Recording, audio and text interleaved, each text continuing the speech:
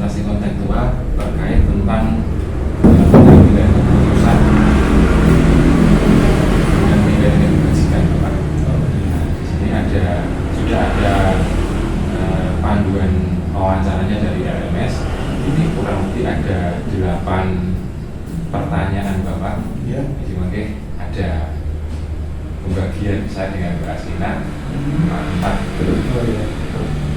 Langsung saja Mbak ya. Yang pertama, selama ini Bapak sebagai kepala sekolah dapat mengidentifikasi kasus-kasus yang merupakan dilema etika atau rujukan moral. Bagaimana Anda? Jadi dilema etika itu biasanya kita itu dihadapkan pada dua pilihan ya. Dua pilihan di sini. Pilihan itu sama-sama berat. Lalu masing-masing sebetulnya ada ketentuan ya, ketentuan. Yang satu itu kalau kita dasar pada aturan yang ada dengan kebijakan yang kita ambil, kadang-kadang ini tidak bisa kita ambil salah satu kita pilih salah satu ya. Tapi ini sebenarnya dilema yang harus kita ambil, di mana ketika kita ambil keputusan itu kita tidak menyalahi aturan, tapi juga bisa menambah pada apa yang kebijakan kita itu bisa membuat keputusan masing-masing saling menerima. Walaupun ini memang kadang-kadang ya berat ya, namun kebijakan yang menyangkut tentang kedua-duanya itu harus kita lakukan dengan tidak mengesampingkan aturan. Kalau yang bukan aturan ini biasa ketika kita akan membuat keputusan ini dipengaruhi oleh semacam tawaran, barangnya iming-iming yang itu bersifat keuntungan pribadi atau kelompok. Dan ini memang perlu kita siasati juga bahwa kalaupun itu ada iming yang penting terkait dengan itu kita tidak langsung ambil ya, karena memang bisa jadi telah semacam pemberian yang sifatnya pemberian yang sebenarnya tidak perlu semacam bertugas dan sebagainya itu ada usulan itu kadang-kadang ini juga ada. Nah ini kalau ada itu berarti itu termasuk yang verifikasi karena dengan etika sama usulan. Nah itu yang kalau ada seperti itu bisa kita buka itu adanya dilema etika. Jadi dilema etika dan bujukan moral dari kedua itu, ketika Bapak menghadapi dua itu, yang paling berat dalam mengambil keputusan yang mana kalau menurut panjenengan? Satu, bahwa pertama tetap kita kedepankan tidak ada unsur katanya di situ ya, tidak ada unsur sifatnya terutama korupsi dan sebagainya. Itu yang menunjukkan moral kita lebih baik kita tidak menerima ya. Nah, dan kita ambil terus yang kita tadi ya tadi artinya ketika kita ada pada itu masing-masing baru dilihat jauh-jauh ya, bareng-bareng ya. Jadi nanti kalaupun itu keputusan pada kepala sekolah, tetapi sebelum bisa itu memang masing-masing harus dilihat dulu ya, kedalaman masing-masing, kepentingan masing-masing. Nah, diharapkan nanti tidak melanggar tata tertib atau aturan yang ada. Selanjutnya yang kedua, selama ini bagaimana Bapak menjalankan pengambilan keputusan di sekolah Bapak, terutama untuk kasus-kasus di mana ada dua kepentingan yang sama-sama benar atau sama-sama mengandung nilai kebajikan? Oke, itu sebenarnya sering terjadi secara umum ya, tidak bisa kita menggunakan satu dan lain-lain. Jadi dilihat dulu kedalaman masing-masing itu dari kepentingan yang ada, kemudian segi bermanfaatan. Ini kan dua hal ini. Nah, nanti mana yang paling nyaman itu yang kita ambil. Nah, untuk itu memang kita tidak selaku pribadi hanya keputusan menteri, maka di sana nanti melibatkan beberapa orang yang barangkali nanti terkait dengan itu, lalu kita minta untuk memberikan pendapatnya, sarannya, sehingga dari saran yang masing-masing itu menuju kepada satu keputusan yang saling menerima, itu harus kita lakukan.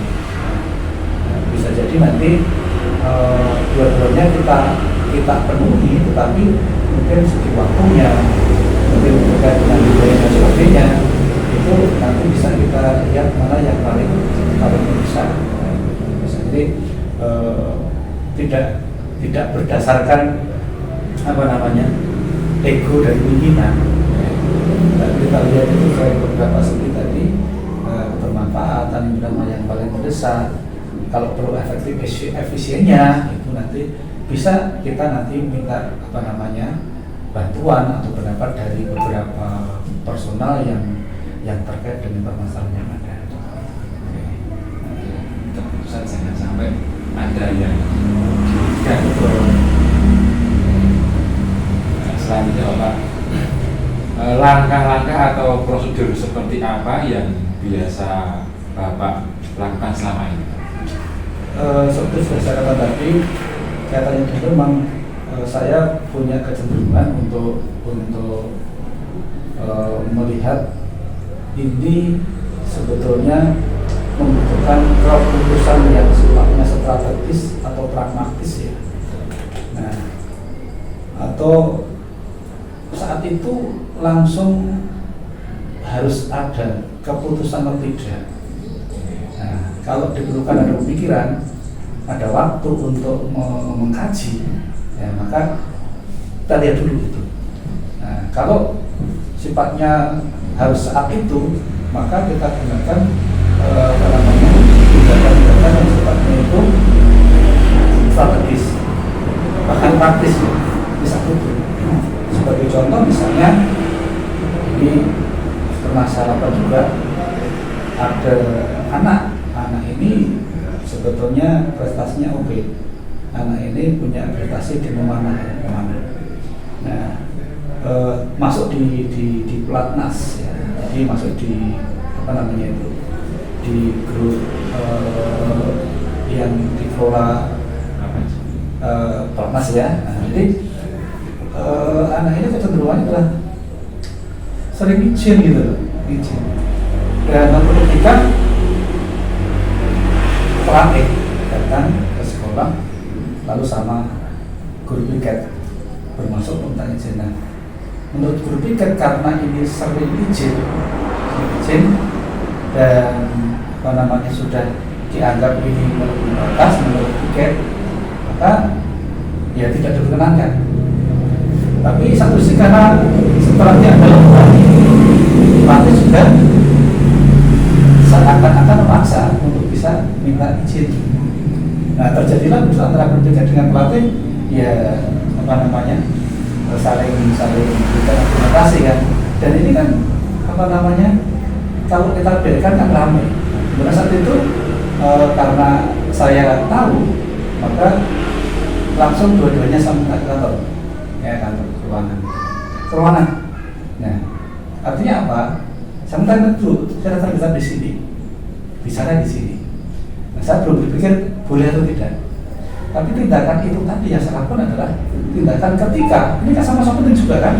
Nah, ketika nanti kalau terjadi di piketan, piket saat itu kalau ramai, nah, terdengar oleh anak-anak yang masih di dalam kelas, mungkin guru juga, ada apa tuh ini ya? Artinya kan ramai. Maka saya dengan praktis saja dulu. Yang tak berkantor, masalah bisnisnya tidak urusan dulu. Nah itu tindakan seperti itu kan yang saya lakukan saat itu. Nah, ini beberapa hal yang sifatnya praktis tadi. Kalau strategis berarti biasanya nanti ada waktu ya. Tapi kita begini, itu masing-masing persoalan nanti punya cara. Selanjutnya untuk pertanyaan yang ke-5 sampai ke-8 dilanjutkan oleh Bu Asgina. Oke, terus kan.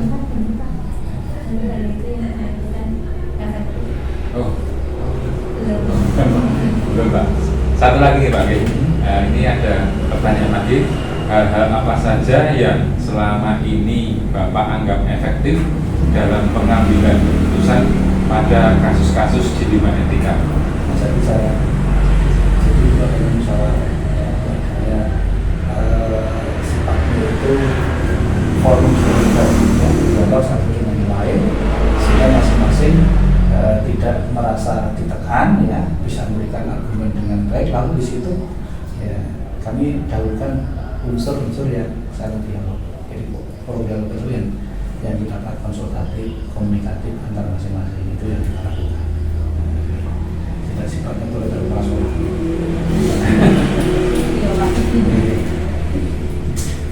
Selanjutnya silakan. Ya, saya akan melanjutkan nih Pak dari yang sudah ditanyakan oleh Pak Fajar tadi.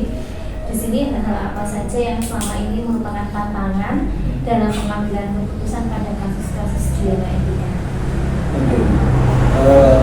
Tantangan yang selama ini masih sering kita lihat adalah ya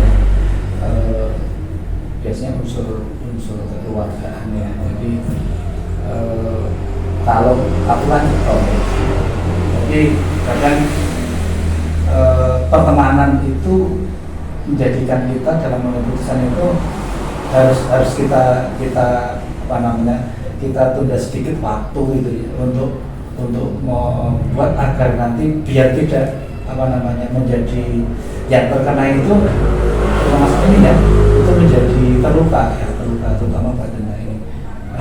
Banyak sebetulnya misalnya pada seperti itu kan teman kita bukan itu kan kalau sekolah kan seperti muspika ya, ada camat, ada kelompok para kepala desa, belum lagi nanti orang-orang yang kebetulan jurusannya itu berada di instansi lebih atasnya, atau mungkin instansi lain yang barangkali belum memahami prosedurnya, atau memahami tapi karena batin itu lalu mengatakan ini keponakan saya, gitu. Ini adik saya. Nah, padahal memang dalam ketentuan ini kemungkinan tidak bisa masuk kan. Gitu. Nah, di BPD itu kadang itu banyak sering kita ada seperti itu. Jadi sebetulnya kita sudah utarakan sih, ya. Tapi bagaimana unsur kita kenal itu malah sebetulnya menjadi apa ya, selama ini membuat kita mau matur itu kalau tidak ketegasan aturan itu menjadi kita lemah. Tapi ketika aturan itu kita yang buat itu lebih enak. Kita buat itu bisa langsung dinasti yang kita punya, kita tinggal melaksanakan itu beda. Tapi kalau aturan yang buat kita itu kadang ini tadi bisa nggak aturan berubah. Nah ini yang kadang membuat kita itu menjadi tidak segera ya tidaknya itu karena itu. Tapi saya yakin itu tetap selesai karena itu yang kadang-kadang sampai saat ini ada dan itu mesti ada terus. Tapi selama aturan itu stop, ya ini Berarti harus ada keputusan yang diambil secara strategis ya, iya. Penyelesaiannya. Iya, dan itu bisa jadi buat biro mereka. Ya, tapi itu kan apa namanya harus kita ambil. Kalau kita berikan jawaban yang kedua itu jadinya bisa harapan. Nah, harapan itu nanti kan akan ditagih kan gitu. Iya. Nah, bisa harapan besok kalau masa terus lagi ya gitu kan. Nah, tapi harus ada beberapa alternatif ketika A itu B, C dan sebagainya ini harus kita berikan agar nanti memberikan gambaran lebih awal, lebih jelas dan istilah bahasa Jawa itu padang saat durungi kan gitu. Padang ada padang buri. Lalu selanjutnya, apakah Bapak memiliki sebuah tata cara atau jadwal tertentu dalam sebuah penyelesaian kasus dilema etika? Jadi apakah Bapak itu langsung menyelesaikan di tempat atau memiliki sebuah jadwal tertentu untuk menyelesaikannya? Oke. Kalau permasalahan kan biasanya muncul sewaktu waktu ya. bisa masalah itu langsung misalnya nanti Januari itu masalah begini begini terkait dengan itu. Jadi biasanya memang yang terkait dengan itu terjadi waktu ya. Nah, jadi pada saat ada peristiwa yang harus diselesaikan ya sebenarnya, tapi kalau memang dibutuhkan waktu analisis ya manusia.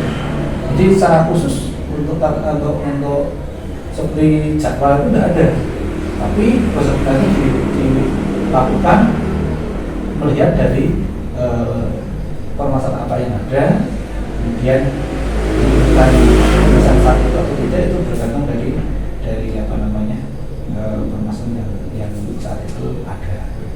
Tidak punya waktu khusus ya khusus. Jadi bentuk atau prosedurnya yang Bapak jelaskan itu tergantung permasalahannya Ya. harus selesai saat itu masalah kondisinya atau bisa nanti kita selesaikan belakang. Lalu adakah seseorang atau faktor-faktor apa yang selama ini mempermudah atau membantu Bapak dalam pengambilan keputusan dalam kasus-kasus di dunia etika? Yang jelas untuk mempermudah dalam mengambil penyelesaian, yang pertama ada aturan yang dulu ya, dan ini katanya dengan SOP sekolah kan sudah ada.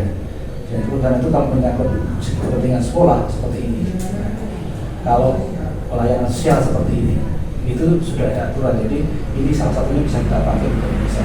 Yang kedua, sekolah kita ini tidak apa namanya semua terpusat pada kepala sekolah.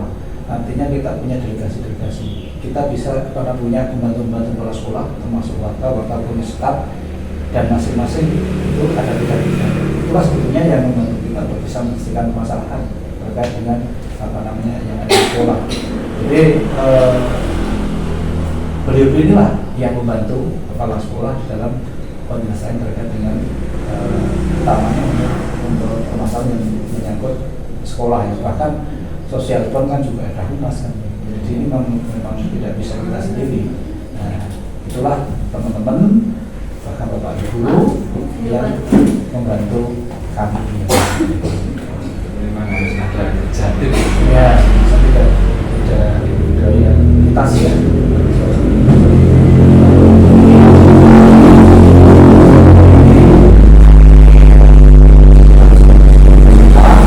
Dan nanti ketika masing-masing sudah kita ajak, lalu nanti bisa juga nanti bareng-bareng ya.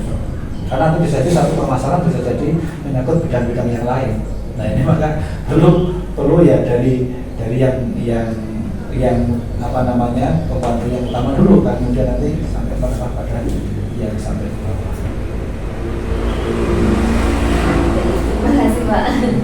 Kemudian yang terakhir ya Pak ya, dari semua hal yang telah disampaikan Bapak tadi, pembelajaran apa yang dapat Bapak petik dari pengalaman Bapak selama mengambil keputusan di dunia etika? Ya, kalau segi manfaat jelas dari situ kan kita lebih berpengalaman, dan beberapa kejadian, beberapa peristiwa itu menjadi suatu bentuk wawasan bagi saya sama sekolah bahwa suatu ketika akan muncul masalah yang sama dengan bersama ada salah satu cara yang sudah kita lakukan. Nah, dari berdasarkan pengalaman itu maka bisa kita lakukan kita menggunakan dengan seperti yang terbaru barangkali nanti dengan kemajuan teknologi maka bisa kita gunakan untuk masalah lebih lanjut ya, hubungannya dengan kecepatan, hubungannya dengan ketepatan.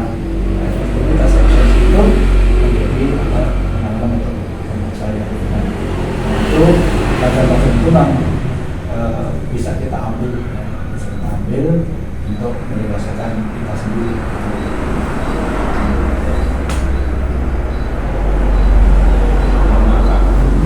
Selama ini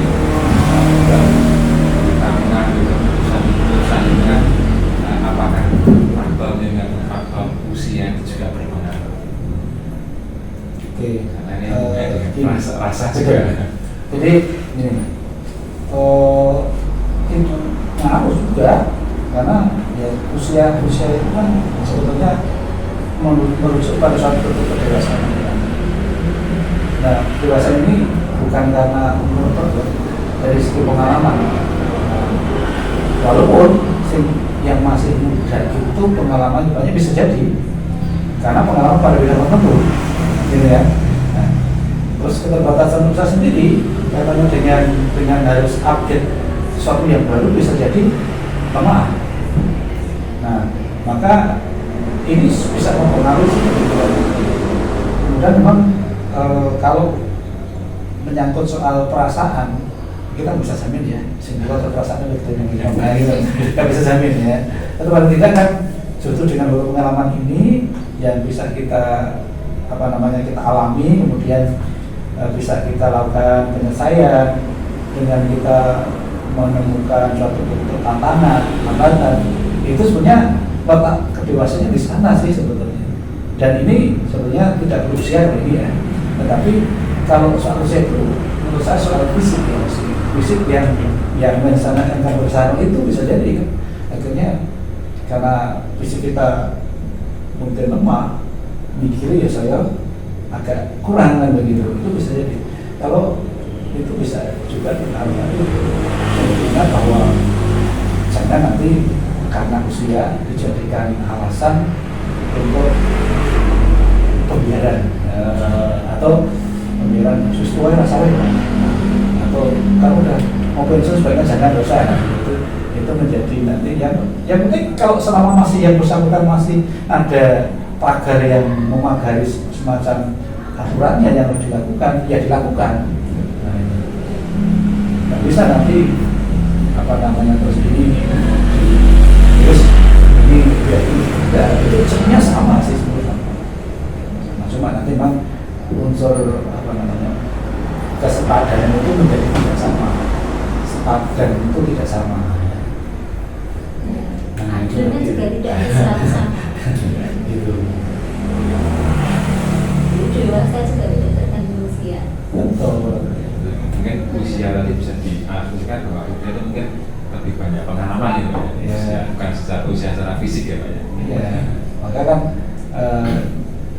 kata-kata dewasa tadi itu bisa usia, bisa juga pengalaman, bisa juga tadi pengalaman tadi, karena termasuk tadi saya bilang di bidang tertentu itu kan teman-teman yang karena dia ahlinya di sejarah ya mungkin kalau soal hitung-hitungan bisa kalah dengan matematika kan gitu. Jadi matematika mungkin baru mengalami 4 tahun ini sudah hampir purna ya, apalagi jadi faktor itu pengaruh, tapi itu tadi tidak satu-satunya ada pengaruh.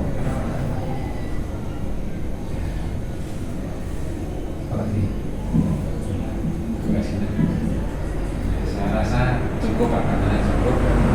Terima kasih atas waktu yang sudah diberikan kepada sekolah untuk menyelesaikan tugas kami di modul yang ketiga ini Pak.